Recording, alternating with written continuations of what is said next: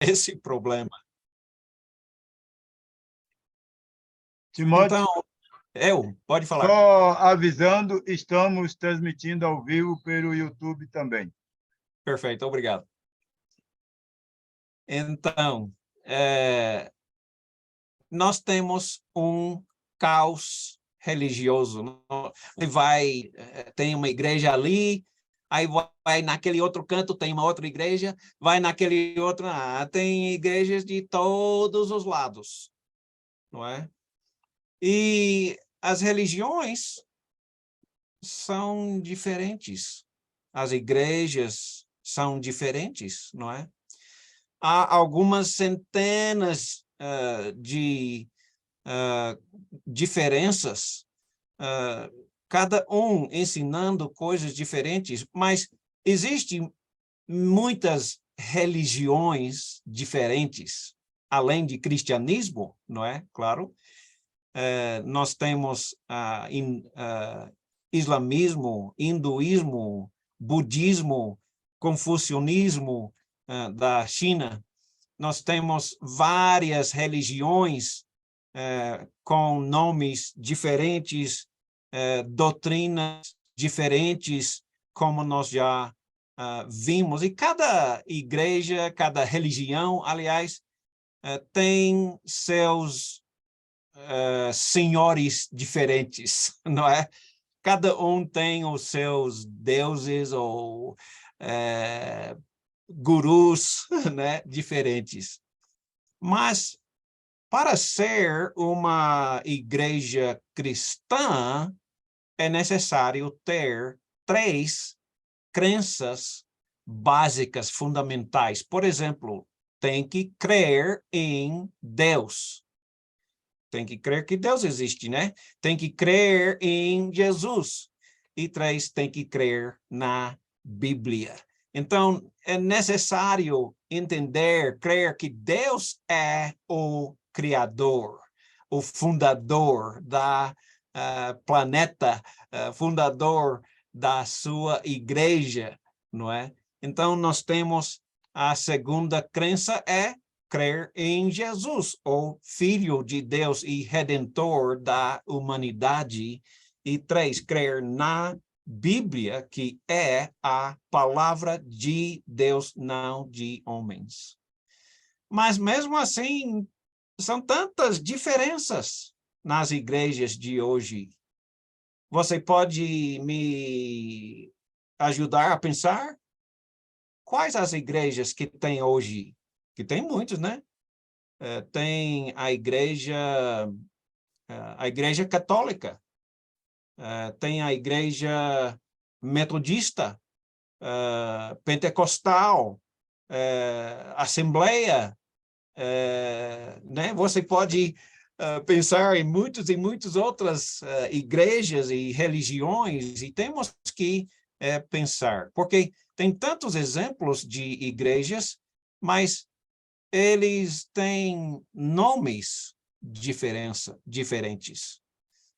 para denominar um do outro, para diferenciar uma igreja da outra. Então, uma diferença grande é o nome. Eles se denominam, ou seja, se dão um nome para se diferenciar das outras igrejas. Muito mais do que isso, eles têm ensinamentos diferentes. Nós poderíamos pensar de dezenas, sem dúvida, centenas de ensinamentos diferentes. Doutrina simplesmente significa ensinos, ensinamentos diferentes, divergentes, ou seja, até o contrário. Um diz, nós devemos parar de falar em línguas. Outro diz, nós precisamos falar em línguas. Mas são exatamente o contrário, não é? Então, o que é mesmo que justifica essa divergência entre as religiões? será que pode justificar essa diferença? Explicando mais uma vez, as religiões se considerando cristão, né, ou não cristão, eles creem em senhores diferentes, divindades diferentes, livros sagrados diferentes, mas logo que justifica a diferença entre as religiões, o fato de terem fontes de ensinamento diferentes. Para nós não é assim, né? Cada um tem os seus deuses e seus livros sagrados. É fato muito lamentável, injustificável essa situação de cristianismo atual. É simplesmente errado, não é? Se Deus é um só, se a Bíblia é uma Bíblia só, não é? Não deveríamos ter nenhuma divergência, não é? Mas a realidade é as igrejas cristãs estão divididas, contrária um ao outro, não é? Cada uma pensando, ensinando, crendo coisas diferentes, não é? Isso é inaceitável. Quantos grupos existem hoje que são diferentes em suas práticas e ensinos e creem em Deus, creem na Bíblia, creem em Jesus como o Filho de Deus, né? Cada um parece totalmente diferente um do outro. Nós temos um livro com uma lista de 33.820 denominações cristãs diferentes. Isso é uma vergonha. É uma vergonha. Eu sei, né, que algumas pessoas não pensam assim, mas vamos deixar a Bíblia falar, né? Como Deus vê essa divergência? Como Cristo vê essa diferença? A resposta da Bíblia é o que buscamos. Não vamos querer saber a opinião de nenhum ser humano. Muitas pessoas justificam essa divergência dizendo isso é normal, ou até saudável. Mas você já deve ter ouvido, né, que isso é até bom, né? Isso é uma coisa normal. Isso é uma tentando, né, justificar essa diferença, mas o que Deus pensa, o que Deus acha disso? Deus acha que isso é bom, isso é normal. Vamos ler algumas passagens bíblicas para ver. João 17, Jesus está orando junto com os 12 apóstolos. João capítulo 13 até o fim de 17. Tudo isso é Jesus falando com os 12 apóstolos. Não com todos, com os 12 apóstolos. Mas em João capítulo 17, versículo 11, não ficarei no mundo, mas eles ainda estão no mundo, eles, os 12 apóstolos, e eu vou para ti. Jesus está orando ao Pai sobre os 12 apóstolos. Pai Santo, protege os 12 apóstolos em teu nome, o nome que me deste, para que, o quê? Sejam divididos? Nada. Para que os 12 apóstolos sejam um, assim como nós somos, não é? Então, Jesus sabia que estava vivendo nos últimos momentos no mundo, quando ele orou, e por isso Jesus fez um pedido especial ao Pai.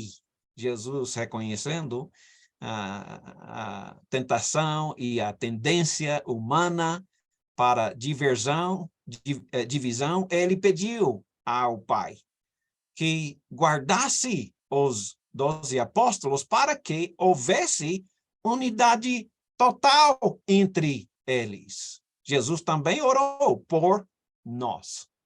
Nós, hoje, você pessoalmente, nós, como foi? Em João 17 também, versículos 20 a 22, Jesus, na sua oração. A minha oração não é apenas por eles, os 12, rogo também por aqueles que crerão, eu creio, não é? E crerão em mim por meio da mensagem dos 12 apóstolos. Eu creio, você está aqui porque você também crê e quer crer ainda mais, né? Para que ele está orando por nós que cremos em Jesus através da palavra dos 12 apóstolos, para que todos, você e eu, sejam não é? Unidos. Orando ao Pai, como tu estás em mim e eu em ti, eles também estejam em nós, para que o mundo creia que tu me enviaste, ou creia em Jesus, né? Para que o mundo creia. Porque Jesus pediu a nosso favor, pediu para também que nós fôssemos unidos. Já dá para começar a perceber como Deus vê a divergência, a divisão entre as igrejas cristãs da atualidade. Para Jesus, a unidade é considerado que faria o mundo crer, não é? E essa unidade que Jesus desejou, que houvesse entre você e eu, a minha igreja, a sua igreja, não é? Jesus estava orando, deveria ser semelhante à unidade entre Jesus e o Pai. Unidos, unidos, unidos. Em tudo, tudo, tudo. É por isso que ele estava orando, não é? Ele continua em versículo 22, dá-lhes a glória que me destes para que eles, o quê?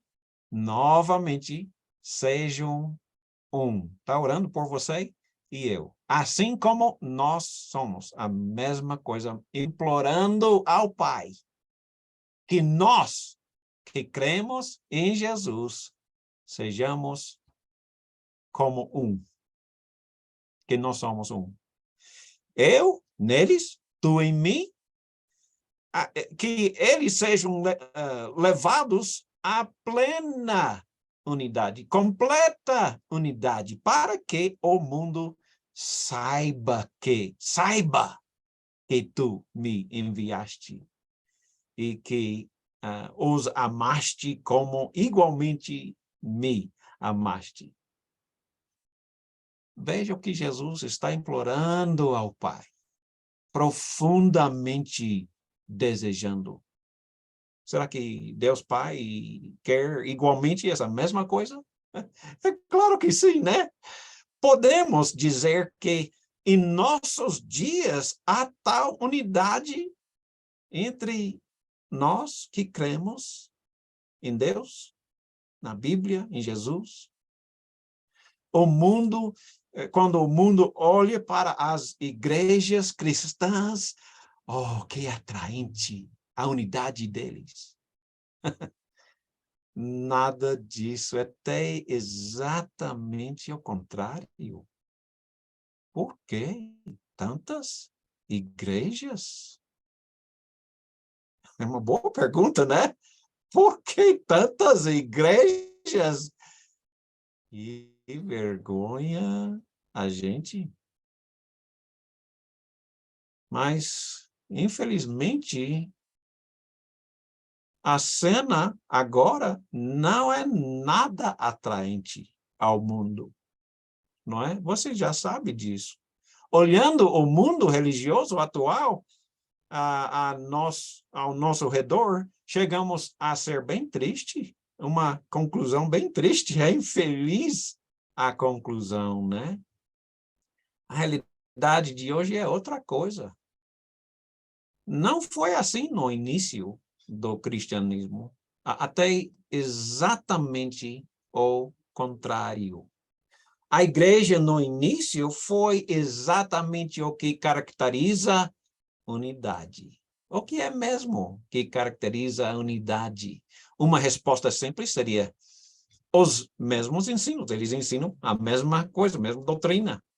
Ou seja, a base da unidade é os ensinos, né?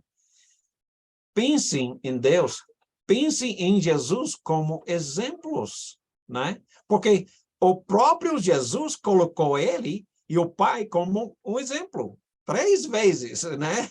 Deus não dizia uma coisa que Jesus dizia outra, né? Eles falavam a mesma coisa. Um exemplo da igreja no início foi unidade perfeita, não é? Então, nós vemos essa unidade tão atraente, tão bonito, extremamente atraente. Veja a situação, a cena no início da igreja. Você lembra, né? Em Atos capítulo 2, no dia de Pentecostes, quando a igreja de Cristo iniciou, não é? Eles se dedicavam ao ensino dos apóstolos e à comunhão, ao partir do pão e às orações. Todos estavam cheios de temor e muitas maravilhas e sinais eram feitos pelas mãos dos apóstolos. Escuta, pelas mãos dos apóstolos. Pare de criar coisa. Pelas mãos dos apóstolos. Pare de criar outra coisa, que não é o que está escrito. Pelas mãos dos apóstolos. Mas eles estavam fazendo essas coisas tão impressionantes, né? Falando em outras línguas, e todos os que creiam mantinham unidade, unidos, tinham tudo em comum, né? Só havia um único doutrina, não é? A fonte, um só, né? As palavras de Jesus vindo através dos apóstolos para a humanidade, não é? Isso criava, proporcionava e mantinha unidade, porque os apóstolos ensinavam. O povo não queria voltar para casa, não é? Eles moravam em outros lugares, mas continuavam todos eles lá em Jerusalém, aprendendo, dias, semanas, meses, quem sabe, alguns estudiosos dizem até 2 anos, né? Estudando com os 12 apóstolos. Todos os dias, estudando e ensinando e unidos como ninguém. Versículo 32 de capítulo 4, quase a mesma coisa, né? Repetindo quase a mesma coisa da multidão dos que creram, eram de uma só mente, de um só coração. Ninguém considerava unicamente suas coisas como se fosse o único dono, né? Mas compartilhava tudo o que tinham. Uau! Impressionante. Que unidade. O modelo dessa unidade, apresentando nas páginas do Novo Testamento, mostra que os seguidores de Jesus, embora que nessa altura já fosse uma multidão, tinham uma só mente, um só coração. Amém. É isso que nós precisamos, né? O modelo bíblico da unidade que envolvia os cristãos primitivos era de amor e voluntariedade, não de disputas, rivalidades, como nós vemos nos nossos dias de hoje. O modelo do cristianismo original era algo muito atraente aos olhos da sociedade. Até em versículo 47, está escrito que essa multidão de pessoas tinham simpatia de todo o povo, não é? Uau! Todos estavam dizendo, puxa, eu quero fazer parte desse grupo, né? Eles se amam de verdade. Não é brincadeira, não, não é? Hoje, o conceito das pessoas é justamente o contrário, o oposto. Ao conceito de as pessoas que estavam no Novo Testamento, o cristianismo hoje, infelizmente, é um sinônimo com divisão, não é? Então, divisão, divergência, doutrinas até contrárias uma ao outro. Será que devemos desprezar este desejo e oração de Jesus? Justificar a nossa falta de unidade? E nós acordar pensando, isso é bom, isso é normal. Quando Jesus claramente implorando que nós sejamos um, e claramente não somos nada unidos. Se Jesus considerou a unidade como algo essencial ao cristianismo, algo que faria com que o mundo cresce nele, desse crédito a ele como devemos considerá-la. Jesus orou pela unidade porque a divisão no cristianismo não contribui à obra de Jesus, não agrada a Deus. Com certeza, a Bíblia deixa isso bem claro, não é? Unidade cristã é não apenas um desejo, mas é um mandamento de Deus. 1 Coríntios, capítulo 1, versículos 13 a versículos 10 a 13. Aqui o apóstolo Paulo irá dizer que a igreja em Corinto estava criando problemas, não é? Falta de união, falta de unidade, partidarismo na igreja, campanhas uma contra a outra, não é? 1 Coríntios 1, 10 a 13, irmãos, em nome de nosso Senhor Jesus Cristo, suplico, não é um pedido simples, né? Eu suplico a todos vocês que concordem uns com os outros no que falam, para que não haja divisão entre vocês. O diabo é muito esperto, não é? Há divisões entre vocês, e sim, que todos estejam unidos num só pensamento e um só parecer, igual à oração de Jesus, né? Implorando, isso não pode ser, não é? Meus irmãos, eu fui informado de alguns da casa de Cloé de que há divisões entre vocês. Com isso, quero dizer que cada um diz, eu sou de Paulo, ou outro diz, eu sou de Apolo, né? Porque ele é mais eloquente, né? Outro diz, eu sou de Pedro, não é? Outros dizem, eu sou de Cristo. Escuta, será que Cristo está dividido? Por acaso, Paulo foi crucificado por vocês? Você foi batizado em nome de Paulo? É claro que não, né? Paulo estava suplicando, implorando pela autoridade de Jesus. Em nome do Senhor Jesus Cristo, não é? Ele falou. Que concordassem naquilo que falam. E, obviamente, isso se aplica principalmente às crenças, aos ensinos cristãos, não é?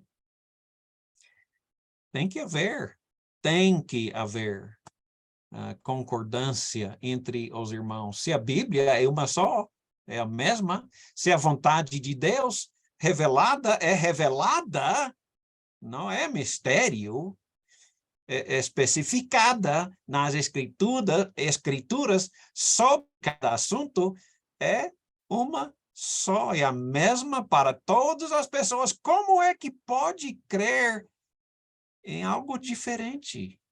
Como nós cremos, todo diferente. Como é que eu posso ensinar uma coisa sobre um assunto e outro também, igualmente, se chamando cristão, ensinar até o contrário? Como pode? Não é isso que Deus deseja? Não é isso que Deus quer. Pode ser que os homens querem, né? Mas Deus não. A vontade de Deus é que não haja divisão no cristianismo. A vontade de Deus é que sejamos unidos num só pensamento, num só parecer. Unidade é concordância mútua naquilo que a gente fala, ensina. Não existe unidade quando há divergência nas doutrinas que ensinamos. Não existe unidade bíblica quando há entre aqueles que se dizem cristãos correntes de pensamentos contrários. Não pode, não é? Não existe unidade bíblica quando aqueles que se dizem cristãos têm práticas e pareceres contrárias. Paulo fez perguntas retóricas, ou seja, perguntas que, né, a resposta é óbvia, não é? Por exemplo, acaso Cristo está dividido? Né? Claro que não é, mas eles estavam dividindo Cristo, não é? Se Cristo estivesse dividido, tudo bem, então aí justificava, mas Cristo não é dividido, não é? Há uma só coisa. O mundo religioso ao nosso redor pergunta de Paulo aos Coríntios está sendo respondida de forma lamentável, não é? Eu sou de, né, igreja X, eu sou de igreja Y, eu sou de igreja H, sei lá, não é? 33.820 denominações.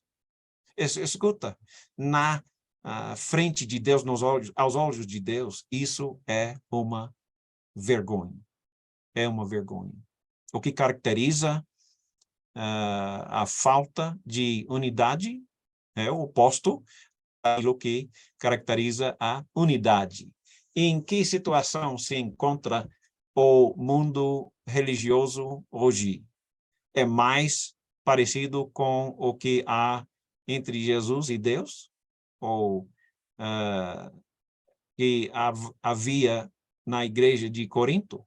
Estavam todos divididos, não é? Nós vemos nessa oração de Jesus o que há entre Deus e Jesus, né? São iguais. Pensam a mesma coisa. Falam a mesma coisa. Jesus nunca falava o que Deus não falava. Os dois são completamente em harmonia e cooperação perfeita entre eles dois. O que havia na igreja em Corinto, segundo lemos em 1 Coríntios, era divisão, pensamentos e ensinamentos não apenas diferentes, mas opostos, contrários. Deus está feliz com essa situação em que nós encontramos no mundo religioso, no mundo cristão hoje, não é? Claro que não. Sem dúvida, ele está vendo o trabalho de Satanás dividindo cristão contra cristão. Paulo não corrigia a igreja em Corinto? Diria que aquela situação é normal, saudável? De jeito nenhum. Ele os corrigiram fortemente, né? Porque Deus não está feliz com essa situação que se encontra no mundo cristão hoje. Não era o plano, o propósito de Deus, de Jesus, para que haja divisão. Pelo contrário, Jesus estava implorando por unidade, não é? Por quê? Por que ele queria tanto essa unidade? A base divina dessa a base da união, dessa união dos cristãos é Deus, não é? São únicas, sempre as mesmas doutrinas. As bases divinas do cristianismo nunca mudou, continua, não é? E as igrejas são todas diferentes. Pelo menos não deveriam mudar os ensinos de Deus. O apóstolo rogou aos cristãos em Éfeso para preservarem a unidade, capítulo 4, 1 a 3, como prisioneiro no Senhor, rogo-lhes que vivam de maneira digna da vocação que receberam, sejam completamente humildes. Que palavra importante, né? Sem essa humildade, não haverá unidade. Sejam completamente humildes e dóceis, e sejam pacientes, suportando uns aos outros com amor. Façam, em termos de mandamentos, não é? Façam todo o esforço para conservar a unidade do Espírito pelo vínculo da paz, né? Não foram os cristãos que criavam a unidade, foi Deus que criou a unidade, né? Ele criou um só corpo, que é o corpo, em Efésios 1, 22 e 23, Deus colocou todas as coisas debaixo dos pés de Jesus e o designou como cabeça de todas as coisas para a igreja, que é o seu corpo. A igreja, que é o seu corpo, não é? E a plenitude daquele que enche todas as coisas em todo e qualquer circunstância. Ou seja, o corpo é a igreja, não é? Agora veja em 1 Coríntios 12 e versículo 13.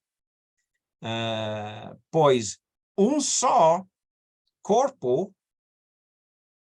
em um só corpo, todos nós fomos batizados em um único Espírito, quer judeu, grego, escravo, livre, todos nós foi dado beber de um único Espírito, não é? Pois em um só corpo, não 33.820, um só corpo. Pare de pensar nesse denominacionalismo. Esqueça essa ideia. Não existe isso, não. Isso é puramente criação humana. Puramente. A unidade é resultado da obra do Senhor. Ele nos deu a palavra que nos une.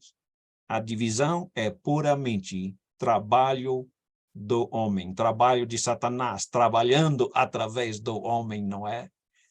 Foi ele quem derrubou essa parede entre pessoas, né? Entre os judeus e gentios, como estávamos vendo na passagem anterior. Foi ele que criou a igreja e colocando dentro da igreja todo tipo de língua e nação e local, né? É o trabalho dele, a criação da unidade. É ele quem acrescenta as pessoas à sua igreja, Atos 2:47. Não fomos os homens, não foram os homens que criaram essa unidade, mas sim Deus que criou. Mas a responsabilidade de manter a unidade é da gente, é dos homens. Deve o cristão, o dever dos cristãos é dar testemunha da existência dessa unidade, jamais destruí-la ou ser contrário à unidade. Por quê? Bem, veja, no círculo azul, a doutrina bíblica diz que há um só corpo, ou seja, uma só igreja. A Bíblia, não é? A Bíblia diz que há um só Espírito, uma só esperança, um só Senhor, uma só fé, um só batismo, não 2, 3, 4, um só Deus. Mas, no mundo hoje, em caos, há muitos corpos, muitas igrejas, quem sabe 33.820 corpos, ou muitos espíritos, muitas esperanças diferentes, não é? Muitos senhores, nem sendo Jesus, muitos fundadores, não é? Muitos chefes, não é? Muitas fés ou crenças, muitos batismos diferentes, e que nós vamos falar mais no futuro, muitos deuses e deusas, como nós vemos em Colossenses capítulo 3 e versículo 5, né? A cobiça é idolatria. Ixi. Efésios capítulo 4, por favor, leem isso com todo cuidado. Efésios 4, 4-6. Há um só corpo, ou seja, uma só igreja, Efésios 1, 22 e 23, como vimos há pouco. Há um só corpo, há uma só igreja. Denominações é puramente invenção humana. Puramente. Há um só Espírito. Há uma só esperança para a qual que foram chamados a uma só. Há um só Senhor. Na realidade, muitas igrejas não servem a Jesus. Não, dizem que servem a Jesus. Chamam Jesus de Jesus é Senhor. E Jesus não é o Senhor deles. Mateus capítulo 7, versículo 22 e 23. Há um só Senhor. Muitos dizem, falam, Jesus é Senhor, Senhor, mas não seguem Jesus como Senhor. Seguem algum outro fundador, não é? Outro corpo diferente. Há um só Senhor, uma só fé, um só batismo, um só Deus e Pai de todos nós, e sobre todos, por meio de todos e em todos. Infelizmente, essa unidade tem sido rompida por pessoas facciosas, pessoas que criam divisões. O que Deus nos manda fazer com pessoas facciosas? Leia Romanos, capítulo 16, versículos 17 e 18, para ver o que Deus manda fazer com essas pessoas. Romanos 16, versículo 17 e 18. Por falsos cristãos que não se importam em fragmentar a unidade do Espírito e desrespeitar a obra de Deus, desde que seus interesses pessoais sejam alcançados, eles não se importam em dividir o único corpo. Não é mais o corpo de Cristo, é o corpo deles, não é de Cristo. A unidade por estes destruída tão impensadamente aquela criada pelo Senhor na cruz. É uma obra que custou um grande preço de Jesus. Ao manter a unidade do Espírito, temos a segurança de que a igreja irá permanecer naquilo que Deus quer que ela seja. Há um só corpo, ou seja, uma só igreja, Espírito, esperança, Senhor, fé, batismo e Deus. As bases divinas são únicas, não são diversas, não é? As verdades relacionadas de Deus são únicas, não é? É uma só. É necessário comprometer-nos com esse fato e levar a unidade. Ninguém inventou essa unidade, essas verdades. Nenhuma opinião humana vai modificar a verdade, não é? E esses itens, quando autênticos, não promovem divisão, mas são agentes da unidade e participam na criação da unidade. Logo, divisão não é aceitável. Não é aceitável por Deus. Algumas causas que criam a divisão e suas soluções. Já é uma boa hora para tirar uns 5 minutos ou 2, né? Vamos ver, para descansar um pouco. Então, vamos, 5 minutos, estamos voltando. Se quiser fazer alguma pergunta, pode fazer agora e eu vou tentar responder. Vamos tirar um intervalo agora. Pode falar. Timóteo, Sim. tem uma pergunta aí no YouTube. Pode fazer. Emanuela Sindumo pergunta, entendendo esta divisão da igreja é violação ao mandamento divino, o que acontecerá no último dia? Iremos para o inferno? Muito, muito obrigado por essa pergunta. Na realidade, uau, nós vamos responder, sem dúvida, mas eu vou responder agora logo. Abrindo a sua Bíblia em João, capítulo 12 e versículo 48. Uau! Jesus veio, né, inicialmente para salvar o mundo, mas voltará para condenar, para julgar, não é? E ele diz que há uma palavra que vai julgar o mundo, todos. Jesus diz, as minhas palavras irão julgar no último dia.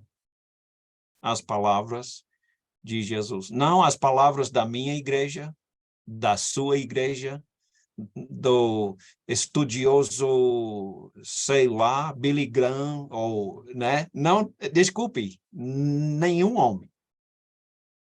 Exclusivamente as palavras de Jesus, as palavras de Deus, a Bíblia, nada mais e nada menos. não é? Uau, que pergunta! Eu fico muito agradecido realmente, porque essa pergunta é muito importante e eu fico agradecido. Se você está no Mais Zoom, alguma pergunta? você está no Zoom, tem uma pergunta, pode aproveitar, habilitar seu microfone e fazer sua pergunta. Levante sua mão. Se você está no Zoom, se você está no YouTube, você pode escrever sua pergunta aí no YouTube. Se você está no Zoom, basta ir no fonezinho aí do seu dispositivo e aí você vai estar liberado para fazer a pergunta.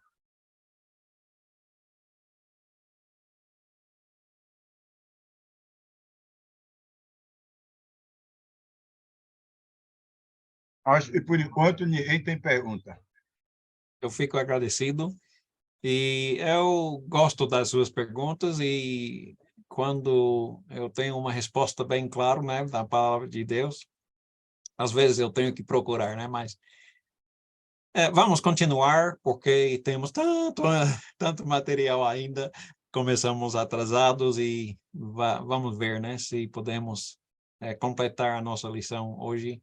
Eu creio que não vamos conseguir, mas vamos tentar. Quais foram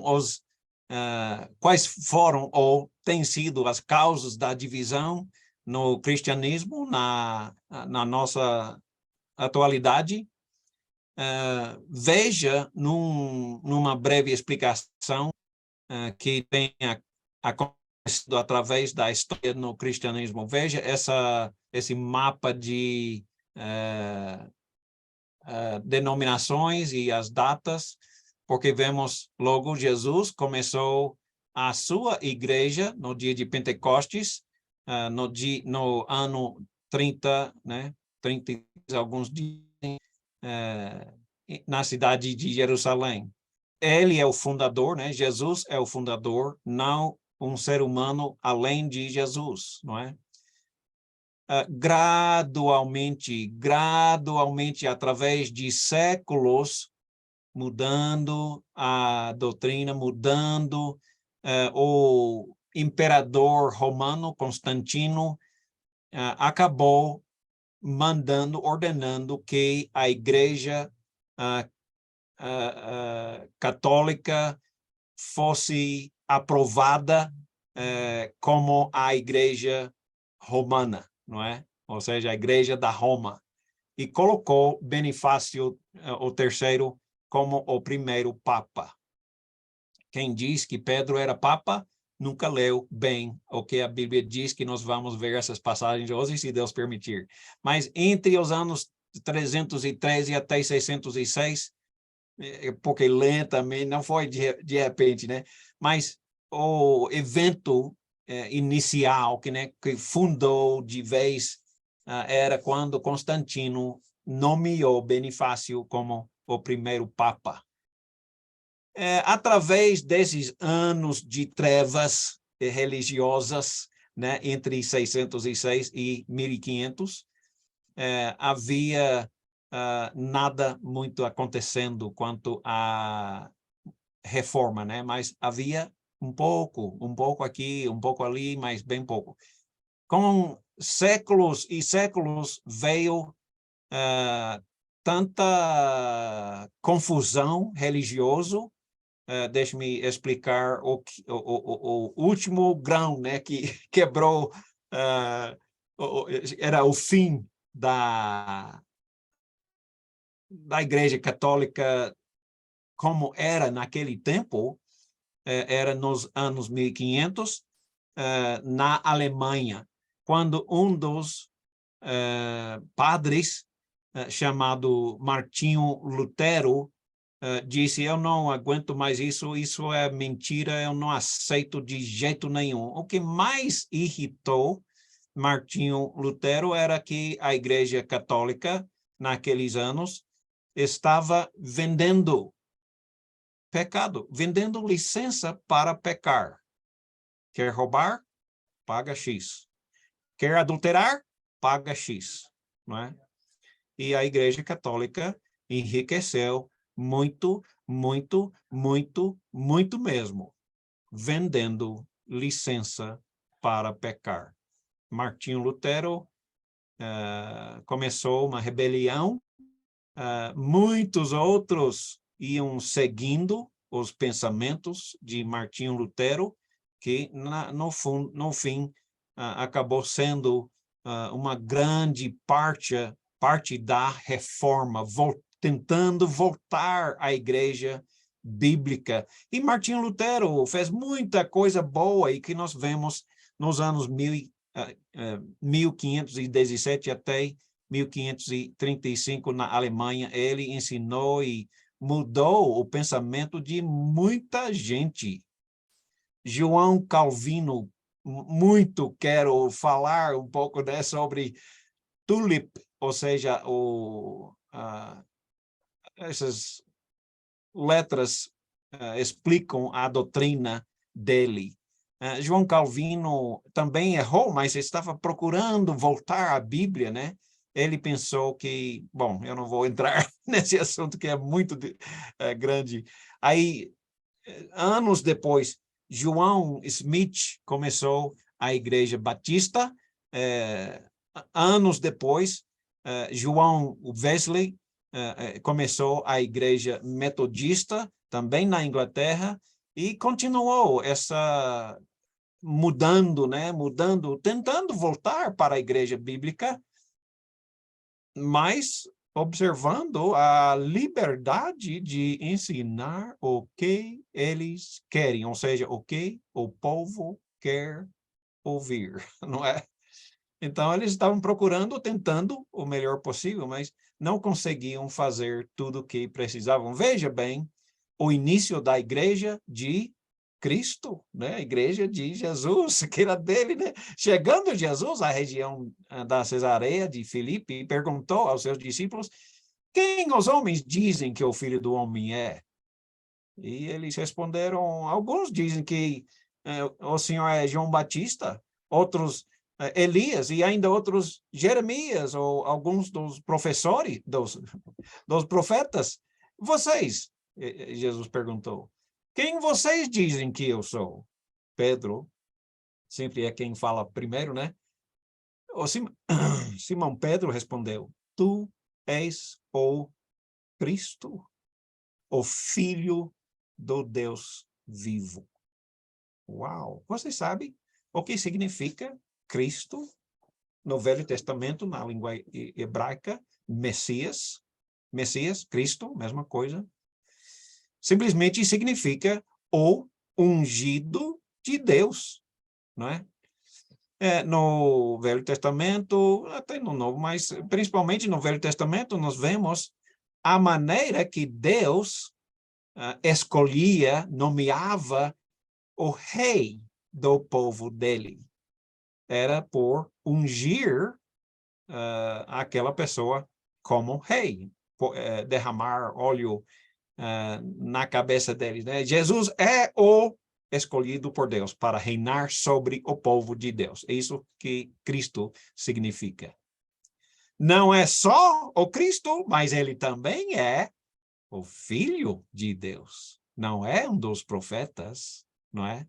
É Deus, é o Filho de Deus vivo. Isso foi muito grande, essa declaração de Pedro, né? Então Jesus respondeu: feliz é você, Simão, filho de Jonas, porque isso não foi te revelado por carne ou sangue, mas sim, foi te revelado pelo meu Pai que está nos céus. E eu lhe digo que você é Pedro, e sobre essa pedra edificarei a minha igreja, e as portas do Hades não poderão vencê-la. Hades é o lugar dos mortos, o lugar onde as pessoas vão quando morrem. Tu és Pedro, e sobre essa pedra eu vou edificar a minha igreja. O que significa isso? O significado é o seguinte: tu és Pedro, né? O nome de Pedro, a palavra grega, Petros, simplesmente significa uma pedra. Uma pedra você pega na sua mão e joga, não é? E sobre esta pedra, ou na língua grega, Petra, significa rocha sólida, não é? Nós vemos o uso dessa palavra Petra em Lucas 6:48. Semelhantemente, um homem edificou a sua casa, carvou, abriu profunda vala e lançou ali o alicerce sobre a Petra, a rocha. Não é alguma coisa que você pega na mão e joga, não. É a Petra. O que é a rocha sólida sobre o qual Jesus disse que ia edificar, construir a sua igreja, o seu povo? Quem é a pedra? A rocha sólida sobre o qual Jesus ia edificar a sua igreja? Que pedra é essa? Qual é? A pedra que Pedro declarou. Tu és o Cristo, né? Ou ungido como rei de Deus, o povo de Deus, não é? Tu és o Filho de Deus também, o Filho de Deus, do Deus vivo. O fundamento da igreja de Cristo é ele mesmo, não é? Ele é o fundador, ele é a base sobre o qual a autoridade dele é a base, a igreja dele. Não é nossa, é dele. Jesus prometeu fundar a sua igreja, que realmente fez no ano 33. A Igreja Católica Romana desenvolveu-se através de séculos, não é? E depois que o imperador romano constituiu essa igreja como a igreja legal, não é? Ou seja, aceitável, a igreja romana. Se você é um romano, você é um católico. Ponto final, não é? Diz o imperador. Aí ninguém tinha opção, né? Você tem que ser o que eu mando. Ele era imperador, era a igreja dele. Não era a igreja de Cristo, era a igreja de Constantino. Então, para usar o cristianismo para seus interesses particulares, o mesmo tornou-se a religião do imperador, não de Cristo. Em torno de 1500, teve essa reforma protestante, protestando a Igreja Católica, que, né, vocês sabem. A reforma, que inicialmente tinha uma boa proposta, com a ideia de voltar à Bíblia, né? Livre exame, acabou gerando o surgimento de muitas e muitas igrejas novas, né? E eles estavam procurando, né, voltar à igreja da Bíblia, e voltaram um pouco aqui, e erraram um pouco lá, e procurando, né? Eu não estou criticando, porque eu teria buscado e buscado, eu acho que você também, né? E a partir da reforma, muitas e muitas denominações consideradas cristãs veio a existir, como nós vemos hoje, inclusive aqui não, lá no Brasil, eu vou dizer, lá na África, já foram fundadas quantas igrejas, né? Igreja, vocês sabem muito bem, há centenas, há milhares de denominações. Isto evidencia o surgimento de tantas igrejas que já citamos. Todos, como talvez a proposta de seguir a Bíblia, mas por uma razão ou outra, ignorando o ensinamento de Jesus e dos apóstolos sobre a necessidade, a exigência de ser unidos. Mas por quê? Porque aconteceu toda esta divisão, até mesmo quando surgiu a proposta de reforma, mesmo assim, surgiu muitas e muitas igrejas, o crescimento assustador dentro do século XX para o século XXII, 1900, quantas igrejas, né? Ao passar de 80 anos, o número de denominações foi 1000% de acréscimo. Nos anos 1500, até 1500, né? Havia a Igreja Católica e a Igreja de Cristo, né? Entre 1900 e... Eu tenho um erro aí. As igrejas cristãs começaram a surgir, muitas, e eu acho que isso deve ser 1901 até 1970, eu acho que está errado aí. 1980 até agora, nós tínhamos naquele tempo 22 mil, até 2023, né? Quem sabe 33.820 denominações diferentes. Por que tantas igrejas surgiram e continuam surgindo até hoje? Vamos ver algumas razões bíblicas por essa divisão acontecer. Houve abandono da doutrina cristã original. 1 Timóteo, o apóstolo Paulo, falando ao jovem evangelista, disse, 1 Timóteo 4:1, o Espírito diz claramente que, nos últimos tempos, alguns abandonarão a fé e seguirão espíritos enganadores e doutrinas de demônios. Você pensa, puxa, esse Timóteo, ele está falando tão feio. Não. Bom, sim, eu entendo. Mas a Bíblia é que fala. Eu não disse que a Bíblia... Eu não disse que há doutrinas de demônios. Deus disse, não é? Por favor, aceita a palavra de Deus como de Deus, não é? Vem nos últimos tempos, e Paulo, né, falava sobre os últimos tempos. Os últimos tempos é um período indicado com a promessa de Jesus voltaria, não é? Ou até a efetivação dessa promessa, ou seja, a volta de Jesus. Os últimos tempos já estão sendo vividos no primeiro século e ainda hoje está acontecendo. E assim, o Novo Testamento define esse período de tempo. Paulo afirmou que nos últimos tempos, alguns abandonariam a fé. E o termo fé, nesse contexto, significa ensinamentos, doutrinas. Logo, nos últimos tempos, a doutrina cristã original seria abandonado, porque o cristianismo atual encontra dessa forma caótica. Por quê?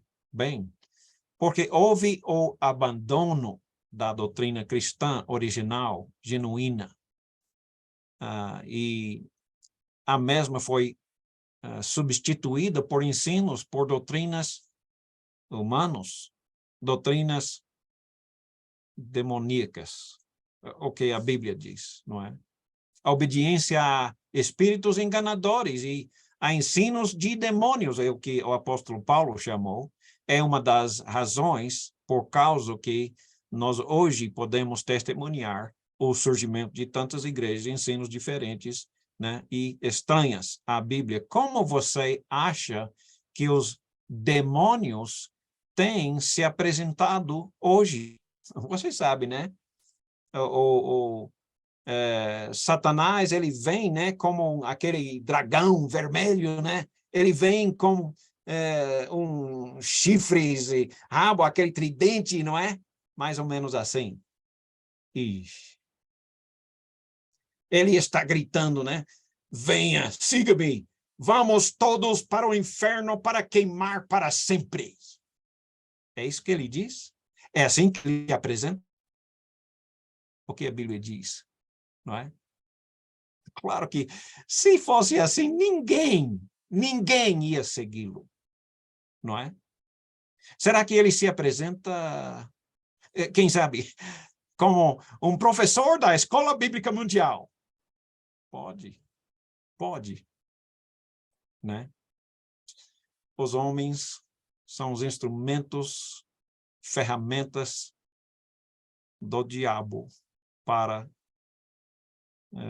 trazer ensinamentos dos demônios. Apóstolo Paulo, ao defender o seu ministério diante daqueles que estavam se passando por apóstolos, né? Se dizendo, eu sou um apóstolo, né? Na igreja, eles faziam umas revelações diferentes, chocantes,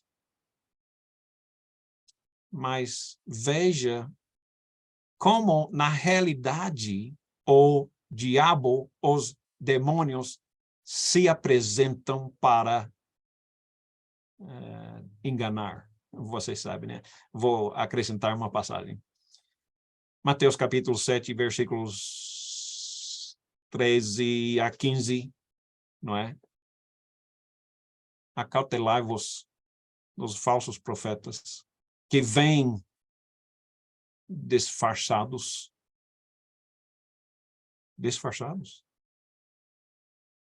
Em ovelhas. Parecem ovelhas, mas não são. São lobos roubadores. Não é? Como é mesmo que o diabo se apresenta? Como é que esses falsos apóstolos estão se apresentando? Como apóstolos? Tais homens são falsos apóstolos, obreiros enganosos, fingindo-se apóstolos de Cristo. E isso não é de admirar, né? Pois o próprio Satanás se disfarça de anjo de luz. Você já falou com algum anjo de luz? Satanás se disfarça como anjo de luz. Portanto, não é surpresa, porque os seus próprios servos, os servos de Satanás, os demônios, fingem que são servos da justiça e não são. Não são. O fim deles será o que as suas ações merecem. Uau! Chocante. Você está me dizendo que o diabo vem vestido em professor da escola da Bíblia? Pode sim, pode sim. Pastor da igreja X? Claro, claro que pode. Mateus capítulo 7, 21 a 23. Nem todos que me dizem, Senhor, Senhor, entrará no reino dos céus. Mas sim aqueles que fazem as obras, né, que o Deus Pai manda. Jesus diz, muitos vêm naquele dia de juízo, muitos vêm me dizendo, Senhor, nós não profetizamos em seu nome, não expulsamos demônios em seu nome, nós não fizemos grandes milagres em seu nome. Jesus vai responder claramente para eles, nunca vos conheci. Afastem-se de mim, vocês que praticam a iniquidade. Uau! Chocados, eles receberão seu castigo eterno. Estavam esperando receber a salvação? Mas é claro, chamavam Jesus de Senhor, Senhor. Profetizavam em nome de Jesus, não é? Expulsavam demônios em nome de Jesus, não é? Faziam grandes milagres em nome de Jesus. Ou, pelo menos diziam que foi, né? Mas Jesus nunca os conheceu. Nunca eles tinham um relacionamento com Jesus. Nunca. mas pensavam que sim. Sabiam que sim.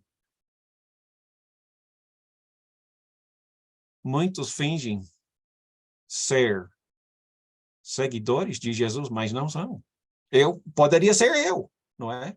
É por isso que você tem a obrigação perante Deus de pegar sua Bíblia, estudar, para ver se o seu professor ensina a Bíblia ou a palavra dos homens, ou seguindo espíritos enganosos, demônios, ensinamentos de demônios, né? Deus deu ordens claros a um profeta que leva para determinar a mensagem na cidade de Judá até a cidade de Betel, num determinado lugar, e disse que ele não deveria voltar, né? Ele disse, não vai voltar, não come nada, não bebe nada, né? Mas veja o que aconteceu, não é? Ele foi lá e estava sem beber, sem comer, e a palavra do Senhor, outro profeta dizendo, e outro profeta foi para ele e disse, não, Deus me disse, me deu ordem para você vir para minha casa e comer e beber. Mas ele estava mentindo, não era um profeta de verdade. E ele foi castigado por Deus. Preste atenção, não é? O ensinamento inicial no Novo Testamento não muda, não vai mudar, nunca vai mudar. Isso garanto. Ele garanta, eu não, não é? Então, nós vemos que esse profeta que Deus mandou não comer nem beber foi enganado por um falso profeta e foi castigado por Deus, porque não acreditou na palavra inicial do Senhor, não é? Não podemos agir dessa maneira. Aquele profeta mais jovem foi punido porque desrespeitou, desafiou a palavra de Deus, não é? Ele tinha ouvido claramente o que Deus tinha dito, mas ele não acreditou e desobedeceu. Que ilustração valioso para hoje, né? Os homens que são instrumentos de demônios e de espíritos enganadores, quando falam as coisas diferentes, divergentes daqueles que o Senhor falou e ainda fala na sua palavra, não podemos abandonar, não é? Mas que armas nós temos para nos defender destes ensinamentos errados? Como foi que Jesus defendeu quando, né, foi tentado por Satanás? Jesus falava, está escrito, não é? Lá em 1 Timóteo, capítulo 4, Paulo falou sobre a substituição de doutrinas cristãs original, pelo que devem os espíritos, o que dizem os espíritos enganadores e por ensinos de demônios. O apóstolo nos indica o que temos para nos defender, não é? Porque ele diz, versículos 2 e 3, tais ensinamentos vêm de homens hipócritas, mentirosos, que têm consciência cauterizada e proíbem o casamento e consumem os alimentos que Deus criou para serem recebidos com ação de graças pelos que têm e conhecem a verdade, não é? A frase pelos que creem, né, e conhecem a verdade nos indica que o conhecimento da palavra irá nos proteger de acreditar nas mentiras que pessoas falam. Ele é a nossa defesa. A palavra, a forma de nós defendermos é os ensinos de Deus, como Deus deu inicialmente. e os ensinos e doutrinas de demônios sempre serão atribuídos a Deus, né? Deus diz, mas não é Deus, não é? Mas se eles não falam que foi de Deus, eles nunca vão conseguir um rebanho deles, né? Então, eles falam que veio de Deus, embora mentira, eles falam, não é? Então, nos vemos em 1 a 3, na presença de Deus, 2 Timóteo 4, 1 a 3. Se você aprende alguma coisa dessa lição de hoje, por favor, que seja esse versículo. Que coisa muito forte. Na presença de Deus e de Cristo Jesus, que há de julgar vivos e mortos por sua manifestação e por seu reino, eu o exorto solenemente, pregue a palavra, não é? Esteja preparado a tempo e fora de tempo. Eu não tenho certeza, mas eu creio que ele está falando, pregue a palavra quando as pessoas querem ouvir e, igualmente, quando eles não querem ouvir, né? Preguem, esteja preparado a tempo e fora de tempo. Repreende, corrija, exorte com toda paciência e doutrina. Agora ele faz uma profecia sobre o futuro deles, pois virá o tempo em que não suportarão a sã doutrina, não suportarão o ensinamento bíblico correto de Deus, não suportarão. Pelo contrário, sentindo coceira nos ouvidos, segundo os seus próprios desejos.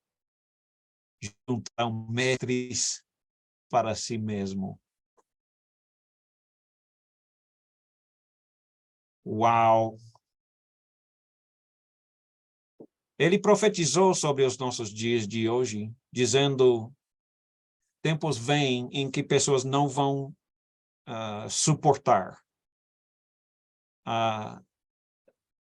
o ensinamento bíblico correto, não vão aceitar mais. Eles vão procurar mestres, professores que pregam, ensinam o que eles querem ouvir. Eles vão achar, eu garanto, porque há muitos que procuram rebanhos, não é? Porque Timóteo deveria pregar a palavra com tanta ousadia, firmeza, tanta força, tanta constância? Paulo responde em versículos 3 e 4, pois virá tempo em que não suportarão a sã doutrina.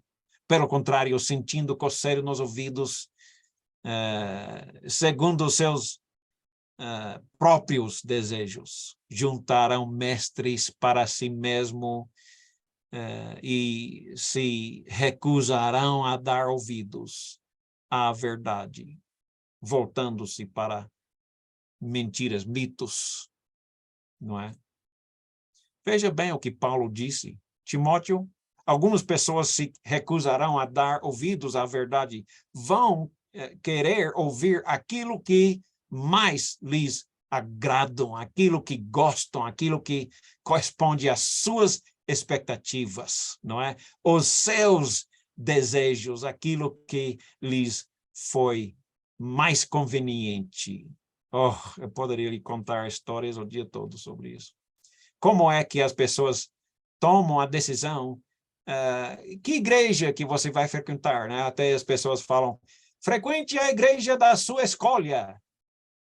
Ou que tal frequente a igreja da escolha de Jesus, não é? A igreja dele, que tal? Pessoas somente vão procurar as igrejas que que mais lhes agradam, não é? Não é verdade? Não é? Claro que é. Eu sei que há um movimento no Brasil Parece que talvez foi um artigo de uma revista religiosa, eu não sei bem. Mas foi um banner dizendo: o show tem que parar, não é? Porque as igrejas de hoje é um show, não é? Eles chamam de adoração a Deus, mas é um show, não é? É uma exibição. Quem não quer ir? Vou contar uma historiazinha. Eu estava em Bweali, Uganda. A igreja que eu conhecia naquela região era uma igreja de refugiados. Aí eles não me permitiam entrar no campo de refugiados. Aí eu conheci vizinhos, né, lá no hotel.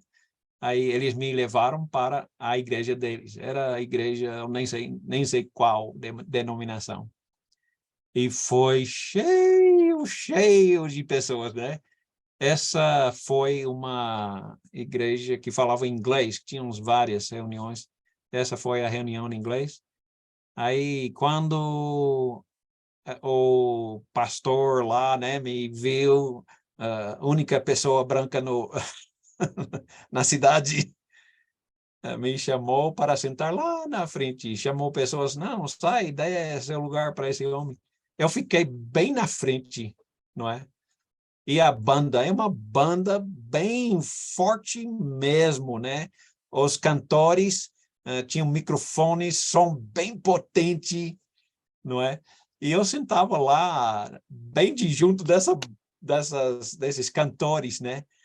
E eu vou lhe dizer, as jovens mais atraentes, mais bonitas, ficavam lá dançando, né? Cantando na frente de todo mundo. Eu fiquei pensando, puxa, isso me parece um show, não uma adoração de edificação. É uma coisa atraente que até o mundo faz, não é? Eu fui chocado, honestamente, eu fui chocado. Eu fiquei pensando, eu acho que é o que o mundo busca, não o cristão, não é? Mas é o que eu testemunhei, eu já vi isso muitas vezes, como assim você? Porque muitos querem agradar o povo, não procuram agradar a Deus, não é? Não procuram agradar a Deus. Vemos na história de Israel essas palavras do profeta Isaías 30, versículos 9 a 11. Esse povo é rebelde, são filhos mentirosos, filhos que não querem saber da instrução do Senhor, não é? Eles dizem aos videntes, não tenham mais visões, eles não querem, né? E dizem aos profetas, não nos revelem o que é certo, né? Falem-nos coisas agradáveis, profetizem ilusões, né? Não queremos ouvir mais as suas repreensões, não é? Deixem esse caminho, abandonem essa vereda e parem de confrontar-nos com o Santo de Israel. Você sabe o que Deus está sentindo ao falar isso para seu próprio povo, não é? Hoje em dia está sendo pregado o que o povo quer ouvir e não o que o povo precisa ouvir, não é? Opa. Os videntes são os profetas, não é? Apenas a palavra vidente se refere mais a profecias, eles estão profetizando certas coisas no futuro, né? A palavra profeta, diferente da palavra vidente, é quem fala porta-voz, né? Quem fala no lugar do outro, ou seja, quem fala as palavras de Deus, quem vem falando de Deus. Vidente fala sobre profecias do futuro, não é? Então, é a mesma coisa. Aquelas pessoas não queriam a verdade, eles queriam receber os ensinamentos dos desejos deles. Ele não se importava com a verdade, se agradavam, procuravam quem. Então, isso é uma profecia. Paulo fez, né, ao jovem Timóteo. No futuro vem tempos, né? É o nosso tempo, não é? A conclusão é óbvio. Esse já é nossos dias. Estes dias já vieram, como nós podemos ver. Muitas pessoas se ouvem e aceitam palavras que correspondem às suas expectativas, às suas tradições, né? Eu estou acostumado com por exemplo, esse tipo de reunião da igreja, né? Adoração. Eu não gosto de sermões, né? Eu não gosto de estudo bíblico. Eu quero, né? Eu quero um show, né? Eu quero um espetáculo. Eles querem se agradar. A Bíblia fala da necessidade de amar a verdade, né?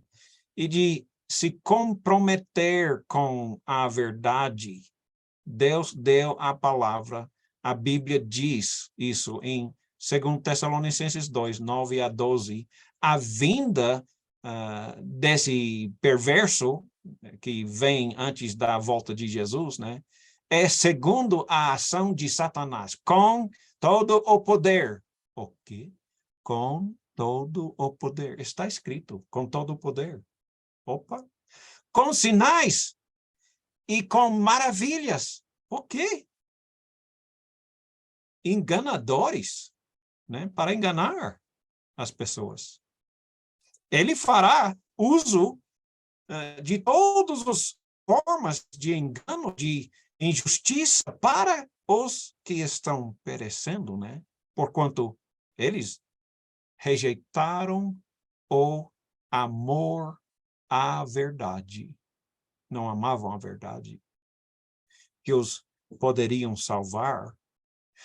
Por isso, por essa razão, Deus lhes envia um poder sedutor. Deus lhes envia um poder sedutor. Por quê? Porque eles não querem aceitar o que Deus manda. Eles querem o que querem, né? A fim de que, manda um poder sedutor, a fim de que creem na mentira e sejam condenados. Todos os que não creram na verdade, mas tiveram prazer na injustiça. Nós poderíamos nos perguntar por que é que o mundo religioso atual, ensinamentos equivocados, né? E não verdades, falsos, mentirosos, encontram tantos adeptos. Como pode, né? Como pode essas igrejas crescer e crescer e crescer? Porque é Deus que milagrosamente e subitamente não acaba com tudo isso. Por quê? Né? Primeiro, porque o homem tem seu livre arbítrio, não é? Deus não vai tirar isso dele. Todos nós. Deus nos deu a oportunidade de escolher se vamos seguir ele ou não vamos seguir ele, não é? Ele não vai tirar esse livre-arbítrio de qualquer pessoa. Segundo a mentira, só progride porque muitas pessoas não amam a verdade. Você ama a verdade? Se você ama a verdade, isso vai se evidenciar pela sua vida, não é? Ou não vai procurar a verdade, ou não vai procurar a verdade, não se comprometendo com a verdade. Nós precisamos amar, buscar a verdade, não é? Temos que buscar a verdade. Quantos de nós, durante nossas vidas, já vimos na nossa vida que estávamos completamente errados, né? Muitos de nós mudamos de uma igreja para outra pensando, eu não acredito naquilo que eles estão ensinando. Eu vou achar uma outra igreja que ensina a Bíblia. Aí vou, né? E novamente, talvez alguns daqui hoje, nessa aula, estão pensando, puxa, eu já fiz isso 3 vezes, né? Mudei de uma igreja para outra igreja, procurando a verdade, não é? E nós tive que mudar, né? Mudar, porque vimos, isso não é o que a Bíblia diz, isso não é o que Deus diz, né? No Velho Testamento, em Números, capítulo 24, versículo 13, aquele mesmo que Balaque me disse que o seu palácio cheio de prata e de ouro, eu não poderia fazer coisa alguma de minha própria vontade, boa ou mal, mas vá além da ordem do Senhor, que vá além da ordem do Senhor, e devo dizer somente o que o Senhor disser, e nós também temos que agir assim também, dizer somente o que Deus diz, não é? Não a nossa vontade. Devemos dizer o que o Senhor diz, abrir a nossa Bíblia, apresentar o que a Bíblia apresenta. 1 Pedro 4:11. Se alguém falar, faça como quem transmite a palavra de Deus, não é? Se alguém serve, faça com a força que Deus provê, de forma que em todas as coisas Deus seja glorificado mediante Jesus Cristo, não a gente, né? Deus seja glorificado mediante Jesus Cristo, a quem seja a glória, o poder para sempre, amém, em vez de tomar a glória, dar a glória a Deus, não a sua própria palavra, não uma ideia sua, né? Isso é uma vergonha. E foi isso que Jesus mesmo fez, esteve aqui no mundo e não falava o que ele queria falar, falava apenas o que Deus falava, não é? Em João 12, versículo 49 a 50, Jesus dizendo, pois não falei por mim mesmo, mas o Pai me enviou, quem me enviou, me ordenou o que dizer e o que falar. Sei que o seu mandamento é a vida eterna. Sei que o seu mandamento é a vida eterna. Eu sei que o seu mandamento é vida eterna. Portanto, o que eu digo é exatamente o que o Pai me mandou dizer, não é? Se você é um dos professores, um pastor de alguma igreja, um líder religioso, a sua atitude tem que ser da atitude de Jesus, né? Tome cuidado, todo o cuidado em seu estudo bíblico para não falar suas palavras, não transmitir as suas ideias, mas falar a palavra de Deus unicamente. Busque. Todos nós confiamos em nossas tradições, não é? O que nós aprendemos, o que vem praticando a vida toda, né? Veja o exemplo de Acabe. Em 1 Reis, capítulo 22, versículo 7 a 12, veja o que aconteceu. Josafá, porém, perguntou, não existe aqui mais nenhum profeta do Senhor a quem possamos consultar? O rei de Israel respondeu a Josafá, ainda há um homem no meio da gente que consulta o Senhor, mas eu o odeio, porque ele nunca profetiza coisa boa a meu respeito. Ele sempre, né, fala coisas ruins. Miqueias, filho de Ilá, o rei, não deveria fazer isso, Josafá respondeu. Então o rei de Israel chamou um dos seus oficiais, traga Miqueias, filho de Ilá, imediatamente, usando vestes reais. O rei de Israel e Josafá, rei de Judá, estavam sentados nos seus tronos. na eira, junto com a porta de Samaria, e todos os profetas estavam profetizando em transe diante deles. Zedequias, filho de Kenaana, tinha feito chifres de ferro e declarou: assim diz o Senhor, como estes chifres tu ferirás os amareus até que sejam destruídos. Todos os outros profetas estavam profetizando a mesma coisa, dizendo: ataca Ramoth Gileade e serás vitoriosos, pois o Senhor a entregará nas mãos do rei. Os mensageiros que havia sido enviado para chamar a Miqueias logo o advertiu para que ele falasse o mesmo que os outros profetas falavam, né? Mas veja a resposta honrosa do profeta Miqueias, não é? Versículos 13 e 14, o mensageiro que tinha ido chamar Miqueias lhe disse: veja, todos os outros profetas estão predizendo que o rei terá sucesso, sua palavra também deve ser favorável. Miqueias, porém, disse: juro pelo nome do Senhor que direi o que o Senhor me mandar. Não importa o que os outros estão falando, né?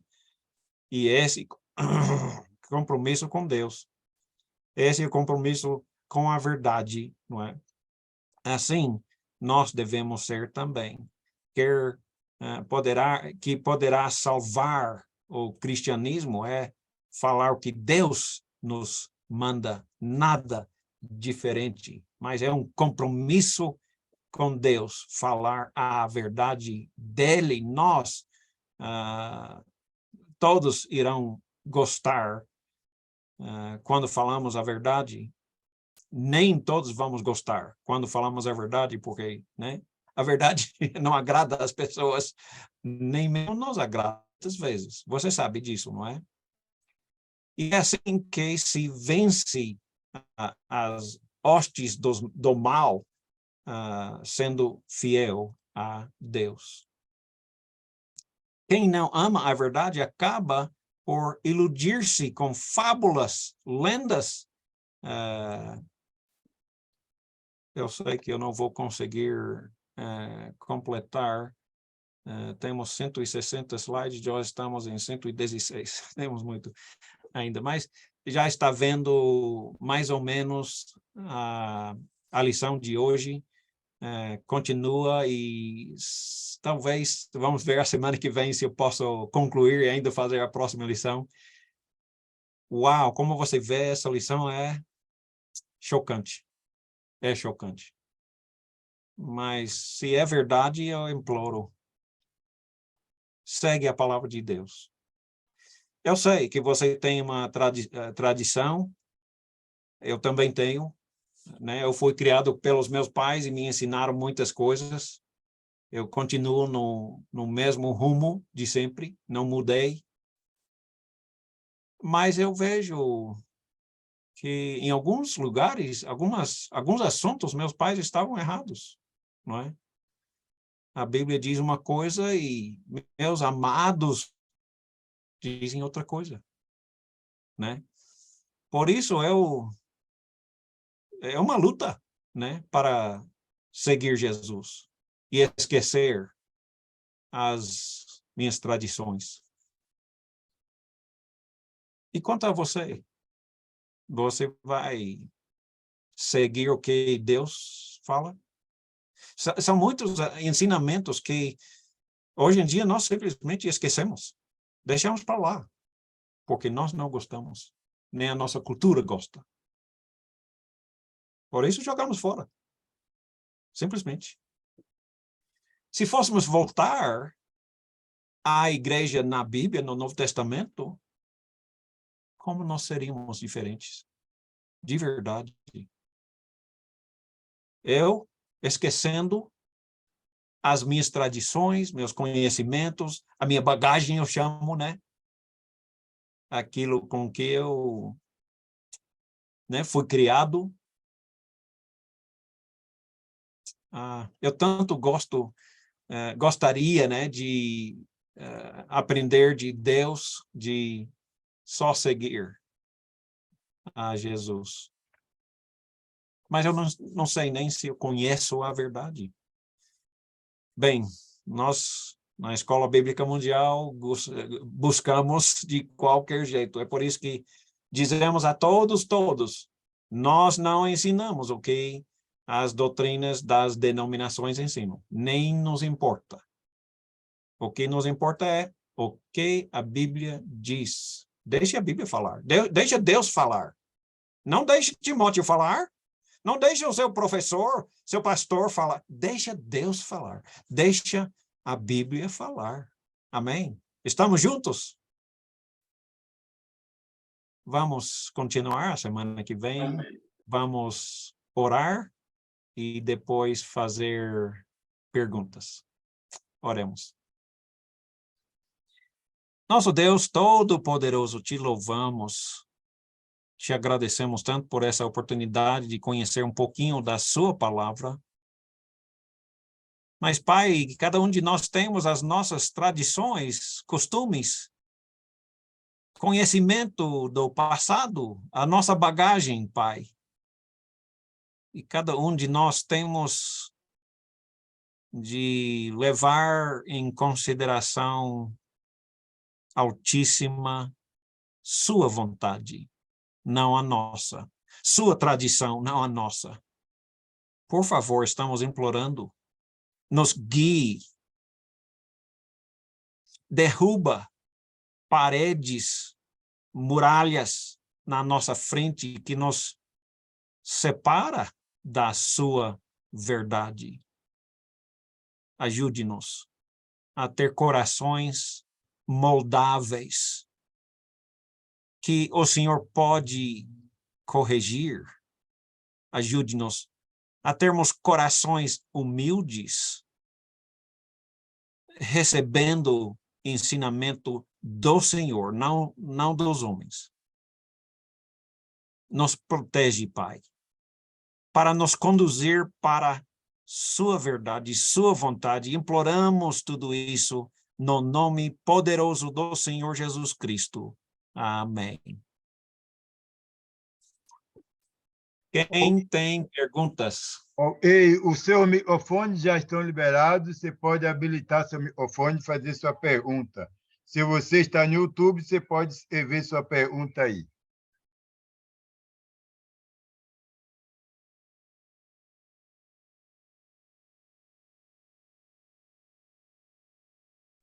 O microfone de todos estão liberados.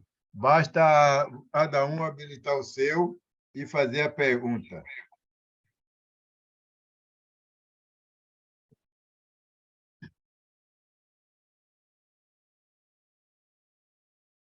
Muito bem. E no YouTube ninguém tem pergunta. No Zoom parece que ninguém tem pergunta também, porque ninguém se manifestou. Okay. Não tem problema. Me perdoe por não conseguir completar a lição. Eu, mesmo se tivesse o tempo todo, eu não ia conseguir, eu acho, mas vamos ver se a semana que vem a gente não consegue completar. É pouca coisa. É o mesmo ensinamento, mais ou menos. Eu vou revisar o que falta e veremos mais alguma coisa para poder fazer o fim da nossa aula. Muito bem, eu fico muito agradecido com todos vocês. Eu peço que Deus lhes abençoe com as suas melhores bênçãos. Que Deus nos abençoe todos. Tudo de bom para todos vocês. Tchau. Deus te abençoe. Obrigado, Timóteo. Até para a semana. Prometo para a semana não me esquecer. Obrigado.